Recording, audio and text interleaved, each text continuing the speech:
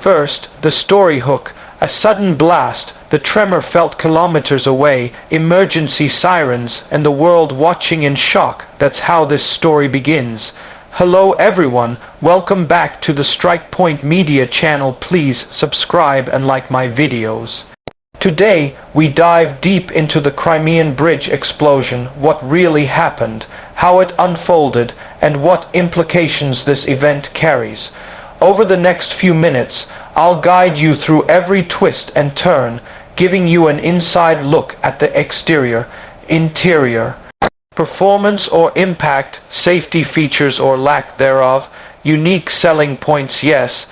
Even in tragic events there are bold claims and narratives, estimated cost or price, economic, human, strategic, and finally a conclusion on what this means going forward. It all started with a massive explosion that shook the span connecting mainland Russia to Crimea. The moment the blast erupted, dust and smoke billowed into the sky, portions of the roadway collapsed, and vehicles toppled or plunged into the water below. Eyewitnesses described a deafening roar, and then a surreal silence, the sound of steel snapping and concrete crumbling. Cameras caught the aftermath, gaping holes in the bridge deck, guardrails bent away, and a cratered section above the strait. The explosion was not a small incident. This was a dramatic, intentional strike on a strategic infrastructure. That initial blast is the story hook, the dramatic moment that pulls us in, and now I want to unpack exactly how and why it happened, under what conditions, who might be responsible, and how the narrative is being shaped from all sides. Walking around the exterior remains of the bridge, you see jagged edges of concrete slabs torn apart, rebar exposed like broken bones. Sections of the steel truss framing are buckled and twisted. The supporting piers have fractures or missing chunks. The roadway surface is no longer a smooth ribbon. Lanes have collapsed into the water.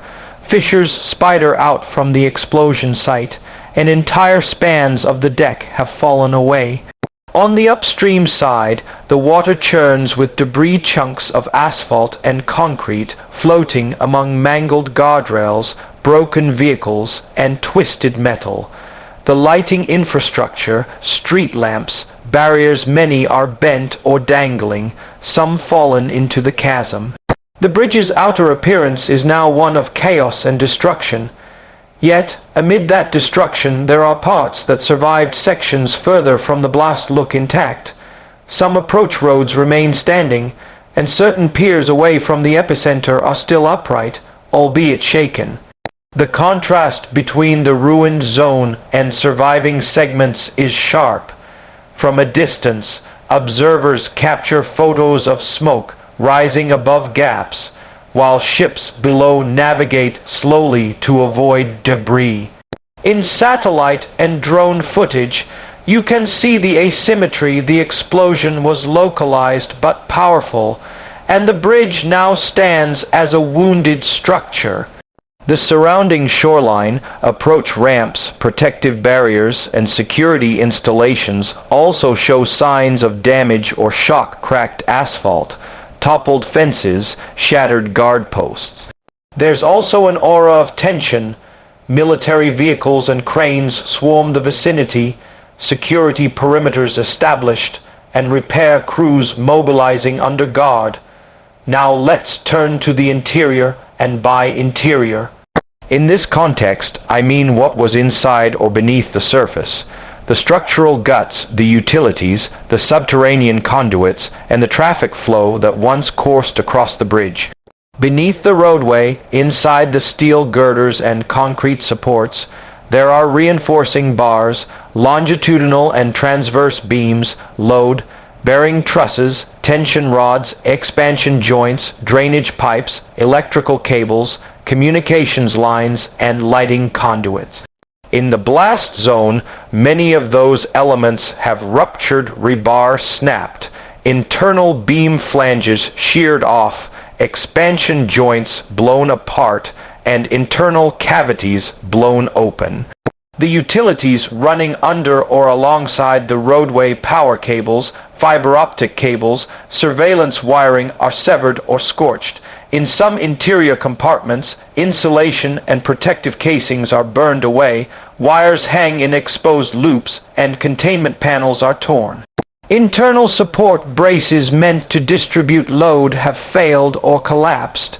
Some connecting nodes where beams joined are fractured or melted. Inside the piers that survived, inspection teams may find spalling of concrete chunks flaking away, internal cracks, water infiltration, and buckled steel reinforcement. The protective coatings and corrosion barriers inside structural elements are now compromised. The drainage and water runoff systems are blocked or destroyed, so some interior cavities are flooded. The internal elements that once held the weight and stability are now compromised, altered, and vulnerable.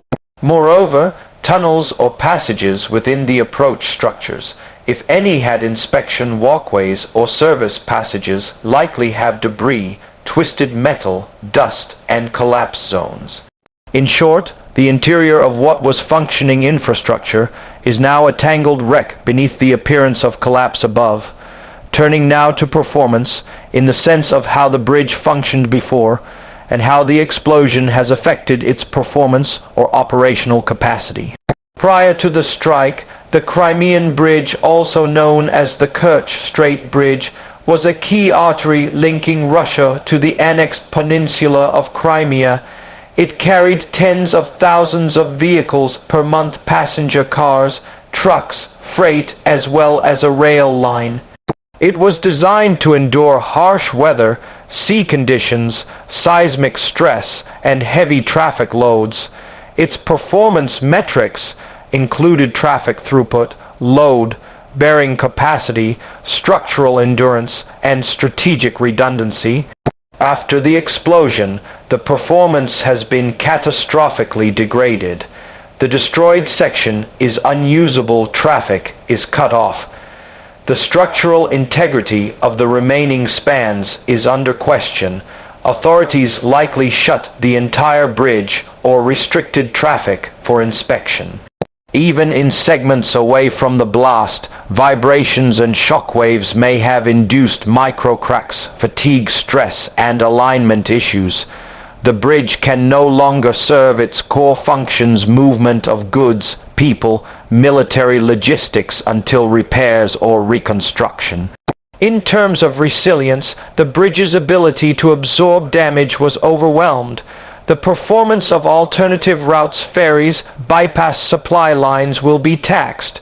Repairs will need load recalibration, reinforcement, and perhaps redesign of previously marginal sections.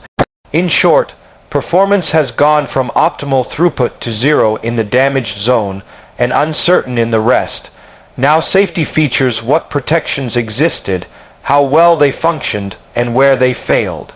The bridge was built with modern safety measures, guardrails, crash barriers, fire-resistant materials, CCTV systems, surveillance, security checkpoints, structural redundancies, multiple support lines, blast mitigation elements in critical joints, lightning protection, seismic dampers, expansion joints to absorb differential movement, and inspection and maintenance programs.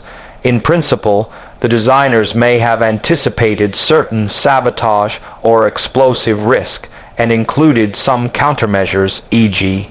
segmental joints designed to localize failure, protective shielding around utility conduits, structural redundancies so that if one support fails, others pick up the load. However, in practice, these safety features were insufficient to prevent or contain the explosion's impact. The blast overcame guardrails and barriers, breached shielding, and caused cascading failures.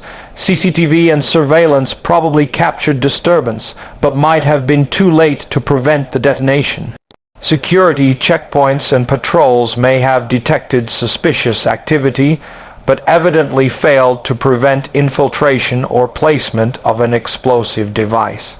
In terms of structural safety, some redundant support lines might have prevented total collapse, and in fact, parts of the bridge did remain standing, so some built-in safety provisions worked partially. But The failure to contain the damage or isolate it shows that the built-in safety margin was limited. Post-incident, safety assessments will involve non-destructive testing, ultrasound, X-rays, ground, penetrating radar, load tests, crack propagation studies, and monitoring of residual structural health to decide which piers or spans are safe to reopen or rebuild. The failure is not total, but the breach in safety underscores that critical infrastructure remains highly vulnerable to targeted attacks. Next, the unique selling points in this case, the narrative claims, strategic significance, and messaging that various sides will emphasize. The bridge wasn't a consumer product, but it had symbolic and strategic selling points. For Russia, the unique selling points of the Crimean Bridge included a physical link consolidating control over Crimea, a showpiece of engineering and national pride, a symbolic assertion of sovereignty, a logistics backbone for military and civilian supply, and a propaganda tool showing permanence and infrastructure investment. To critics, these points became vulnerable. The explosion challenges the narrative of invincibility, exposes a tactical Achilles heel, and gives symbolic victory to opposition forces. The explosion thus undercuts those selling points. What was marketed as unbreakable becomes broken. What was portrayed as a permanent assertion becomes a contested, fragile claim. In the news narrative, each side spins unique selling points, claims of moral or symbolic victory, claims of defense failure by the other, or claims of retaliatory escalation. The uniqueness of this event is that it attacks not just physical structure, but the ideological foundation upon which it was justified. The bridge's selling points: seamless integration, indomitable infrastructure, national pride now become points of contention. How resilient is it? How repairable? How quickly can operations resume? And whether the link remains secure. In short, the selling points that were once touted as strengths are now under scrutiny. Now onto price here, meaning the cost, the damage, the human toll, the strategic price, and economic cost. The monetary cost is immense. Repair or reconstruction of the destroyed span could run into hundreds of millions or more of dollars, factoring in materials, engineering, labor, heavy marine work, demolition of unsafe parts, and restoring utilities. Additionally, the economic cost is high. Disrupted logistics, blocked trade, rerouting, delays, increased costs for transport, scarcity of supplies, and economic damage to Crimea and adjacent regions. The strategic price is heavy. Loss of trust in security, exposed vulnerabilities, emboldened adversaries, and risk of escalation. The human price is tragic injuries, possible fatalities, displacement of workers, risk to emergency responders, psychological trauma, and the ripple of fear across communities. Then there's political cost: blame, criticism, international attention, sanctions, propaganda backlash, and credibility damage. So the price is multidimensional: financial, human, strategic, political.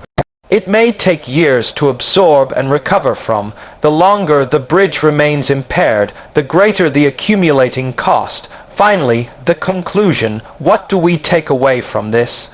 The Crimean Bridge explosion is more than an attack on infrastructure. It is a message, a challenge, and a turning point. The dramatic initial blast captured global attention and forced all parties to reckon with the fragility of even heavily fortified structures. The exterior damage is stark, the interior systems torn, performance collapsed along the damaged span, safety features overwhelmed, unique selling points shattered, and the price enormous. But out of destruction come questions and decisions. How will Russia repair or rebuild? Will they redesign to be more blast-resistant? Will they implement stricter security and surveillance? What countermeasures will be adopted? On the opposing side, will this encourage further sabotage, or escalate retaliation. Strategically, the bridge's role in supplying Crimea becomes urgent. Alternate routes must be reinforced, security tightened, and supply lines diversified. Symbolically, this explosion challenges the narrative of permanence, control, and invulnerability. For viewers and analysts, the event underscores that even major infrastructure is a target in modern conflict, and the cost of failure is profound. So that's the deep dive from dramatic opening to exterior devastation, interior collapse, performance failure, safety breach, narrative selling points undermined, cost tallied, and final reflections on where we go from here. Thank you all for watching. Make sure to subscribe and like. Ring the bell so you catch our next updates, because this story is far from over.